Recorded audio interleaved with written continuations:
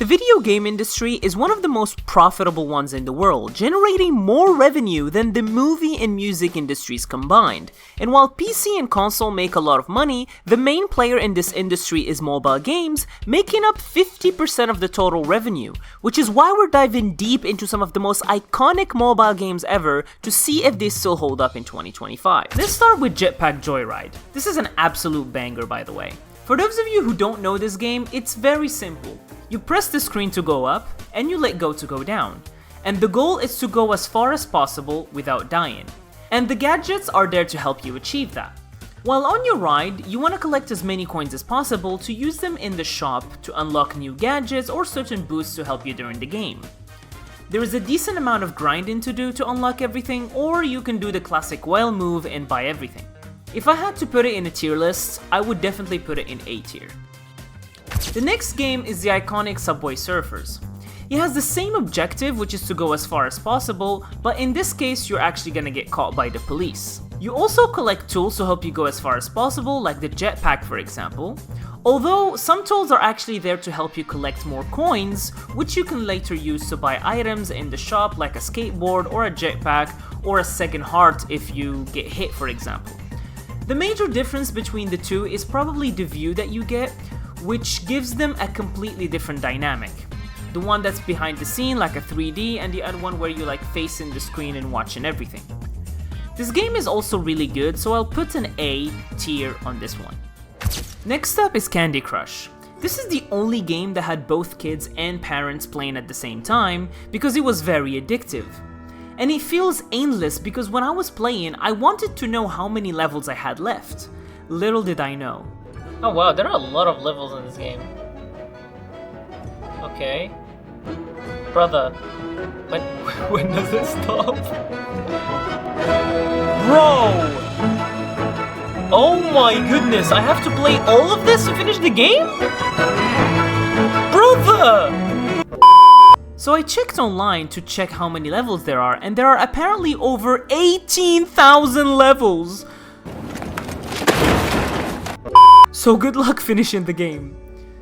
The gameplay is very simple. You have a bunch of candies of different colors and shapes that you have to align either horizontally or vertically. If you get 3, they disappear, but if you get 4, you get a special candy that deletes the whole line. There are other candies in the game like the chocolate bowl that removes the color that it was in contact with, or the fish that swims to the candy that it's removing.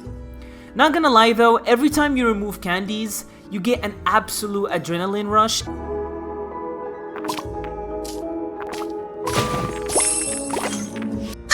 And it's genuinely satisfying. I think I'll have to give it an S based on how iconic and addictive it is and the fact that it even got adults playing it. The next game that made me want to break my computer is Cut the Ropes. And it's not because of the game, but you'll understand in a moment. The game is simple. You have a frog that is desperate for some candy, but it's out of reach because of some ropes. Your job is to make sure the candy lands on its mouth. Because if you fail, he's gonna hit you with this face.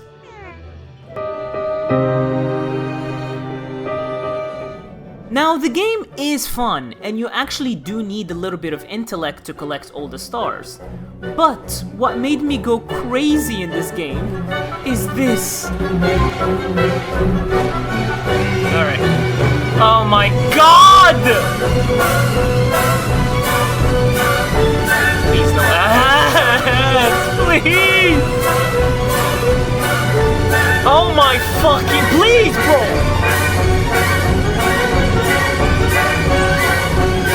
Bro, I swear to God, when does it end? When does it end?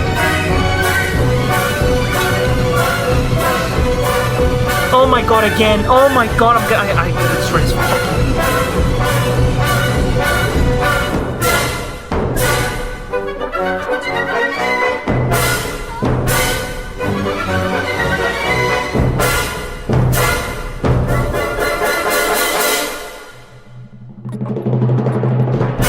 Alright, this shit.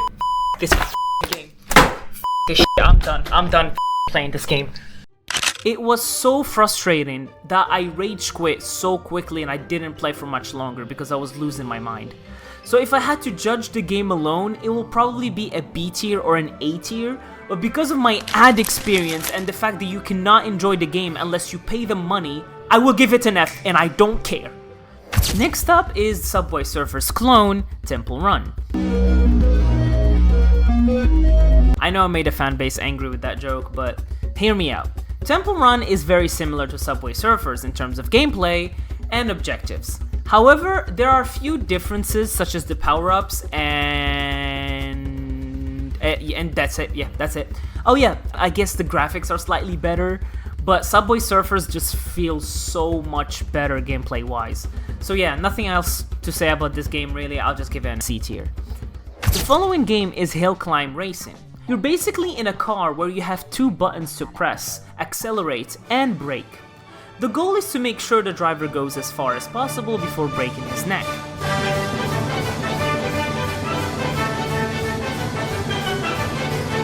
It is fun, however it's long and you have to grind for a while to get that new car, those new modifications that you need in order to improve, which makes you more inclined to spend money on the game because some places in the map feel like you will never get past them without that new car or the upgrade that you need for the current car that you have. Overall it's fun but nothing crazy, so I'll give it a C tier as well. Now it's time to introduce my GOAT. It is Tom himself. However, the game did not go as planned. What? Oh, I gotta take him to the bathroom? Since when? What? Bro! What is going on? Wait, so I thought this game was just you talk to him and that's it? I gotta feed him? I'm taking care of a virtual cat. And you guys are watching me take care of a virtual cat. What is my life? I expected to just talk to him, but instead they made me take care of him, which was kinda cute. And for those of you who don't actually know what Talking Tom is, he basically repeats what you say. And that's basically it. That's the game. If you don't subscribe to this channel, I'ma beat your ass. What are you waiting for, bro? I know it sounds stupid, but he was the GOAT at the time, so I'd better not see any disrespect in the comment section. Oh, you can play drums as well? Oh, that's kinda sick. Wait, hold on. Why is he low-key giving it back shots? Gets the ball, puts up a three-pointer.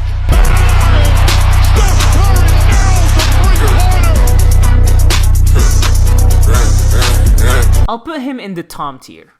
Next up is the legendary Angry Birds. And oh my goodness, the graphics on this game are actually crazy, bro. Look at this. For those of you who've never seen this game before, you're a bunch of Angry Birds destroying a bunch of bases that pigs made. Anyways, the game is fairly straightforward with a bit of strategy, especially in the later stages in the game. You have many types of birds with their unique abilities and you'll be able to add them to your squad as you progress in the game. There's obviously a shop, otherwise it wouldn't qualify as a mobile game, where you can buy a bunch of unnecessary things. I like this game, but I wouldn't see myself playing it for that much, so I'll give it a B tier. Next up is, of course, the good old Fruit Ninja, where you basically cut any fruit that appears on your screen while avoiding bombs. That's the premise of the game, and the main quality of this game is that you can play against your friends on the same phone. You win? Was? Nein! And that used to be the biggest difference between it and other popular games, because it was perfect for those with a competitive spirit. And I'll be honest with you guys, even though it was fun when I started playing it, it got very boring after a couple of plays. So I think it's a good game, but because of like the repetitiveness of it, I'll give it a B tier. Next up, we've got the iconic Clash of Clans.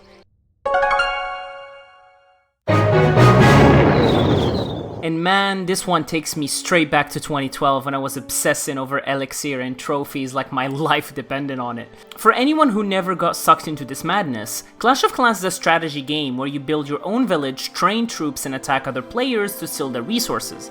It's a half city builder, half tower defense, with a side of addictive multiplayer chaos. The goal? Upgrade everything and dominate in clan wars with your squad. What made it so fun back then, and still now, is the mix of planning and mayhem. You're constantly tweaking your base to avoid getting raided, then turning around and wrecking someone else's setup, plus getting that 3-star attack? It was perfect. Perfect. Everything, down to the last minute details. So coming back to this after all these years was kinda wild, and the first shock was that my village was still there, untouched, frozen in time. The graphics look sharper now and the UI is definitely cleaner, and there are so many new troops and buildings and mechanics, like there is a whole second base and a third one, and heroes I didn't even know existed. But here's what really surprised me. It's still fun. Like genuinely, I thought nostalgia would wear off very fast, but logging in, upgrading my defense, looking at my base, I just got hooked all over again. And it's the only game on this list that I downloaded on my phone, because everything else I use some BlueStacks. This is to tell you how addictive this game is. So yeah, Clash of Clans is still alive, it's still thriving, and honestly, if you've played it before, it's worth jumping back in. And the only thing is to prepare to fall down the rabbit hole again. S tier for sure. Last but not least, we've got Paper Toss, which I'll say right now is my favorite game from this list so far. It's so simple. Throw the ball in the trash can, and that's it. It's so simple, yet so addictive, and I spent countless hours on this stupid game when I was a kid, and I have no regrets because it was so much fun. S tier for me. And that concludes today's video. I know I missed a couple of games, which is why I'll be making a follow-up video on the other games that I missed. So if you have any suggestions, please let me know in the comments section below, and don't forget to like and subscribe. Thank you for watching.